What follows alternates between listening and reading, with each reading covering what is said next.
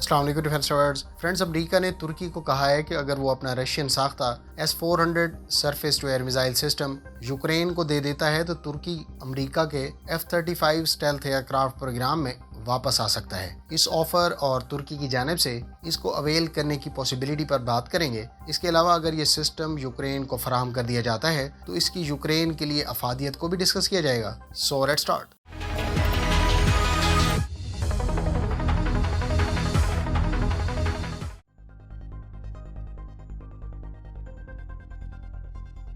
America ने गैर रस्मी तौर पर तुर्की को कहा है कि अगर वो अपना S-400 surface to air missile system Ukraine को फराहम कर दे तो यूक्रेन इसको अपने दिफा के लिए इस्तेमाल कर सकेगा। रॉयटर्स के मुताबिक अमरीकी ऑफिशियल्स ने गुज़श्ता माह अपने तुर्क हम मनसब से एक मुलाकात के दौरान ये तजवीज़ फ्लोट की थी, ताहम इस बारे में कोई फार्मल दरख्वास्त नहीं की गई और ये बात डिप्टी सेक्रेटरी वेंडी शर्मन ने दौरे तुर्की के दौरान फ्लोट की थी। एक हफ्ता पहले ही अमरीका ने अपने इत्तेहादियों को, जिसमें यूनान और स्लोवाकिया शामिल हैं, उनको S-300 surface to air missile system Ukraine को फराहम करने की दरख्वास्त की थी ताकि यूक्रेन इस सिस्टम को अपने दिफा के लिए इस्तेमाल कर सके। अमेरिका ने बुनियादी तौर पर एक लिहाज से तुर्की को ये मशवरा दिया है कि अगर वो अपना S-400 फ़िज़ाई दिफाई निज़ाम यूक्रेन को दे देता है तो इसके बदले में अमेरिका उसे वापस F-35 प्रोग्राम में इन कर लेगा। तुर्की ने हालिया दिनों में F-35 के हवाले से पे की गई इनिशियल पेमेंट की वापसी और नए F-16 हासिल करने की कोशिशें तेज कर रखी हैं।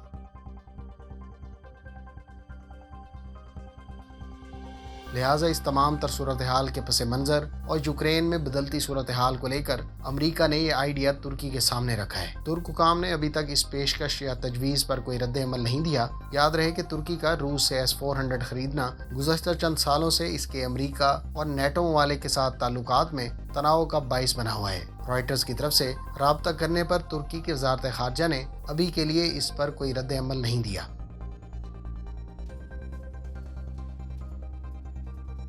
फ्रेंड्स, मेरे ख्याल से यूक्रेन में S-400 surface to air missile system की तैनाती का उसको कोई खातिर ख्वाह फ़ायदा नहीं होगा, क्योंकि इस सिस्टम को ऑपरेट करने के लिए उसके पर्सनल को मखसूस ट्रेनिंग दरकार होगी जो इस वक्त शायद पॉसिबल ना हो सके। दूसरी जानिब यूक्रेन को अगर S-300 surface to air missile system फराहम कर दिया जाए तो वो यूक्रेन के लिए फौरी तौर पर डिप्लॉय और ऑपरेट करना आसान होगा, क्योंकि यूक्रेन ये सिस्टम पहले ही इस्तेमाल करता रहा है और अब भी इसके पास S-300 के चंद लॉन्चर्स मौजूद हैं। लिहाजा यूक्रेन को किसी भी मुल्क से ऐसे surface to air missile system फराहम करने से कोई खातिर ख्वाह फ़ायदा नहीं होगा सिवाय S-300 या फिर man portable surface to air missiles के।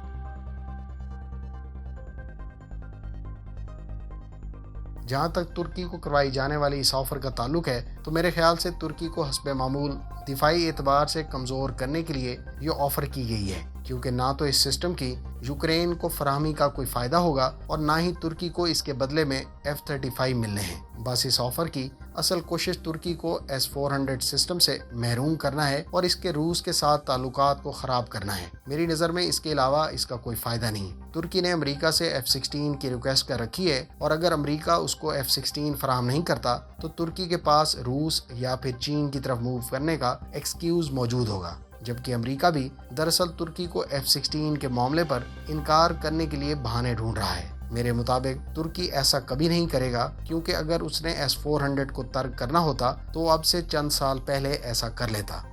आपकी इस बारे में क्या ओपिनियन है, कमेंट करके ज़रूर बताएं। उम्मीद है इस वीडियो से आपकी मालूमात में इजाफा होगा। मिलते हैं नेक्स्ट वीडियो के साथ। अपनी दुआ में याद रखिएगा। अल्लाह हाफिज़। पाकिस्तान जिंदाबाद।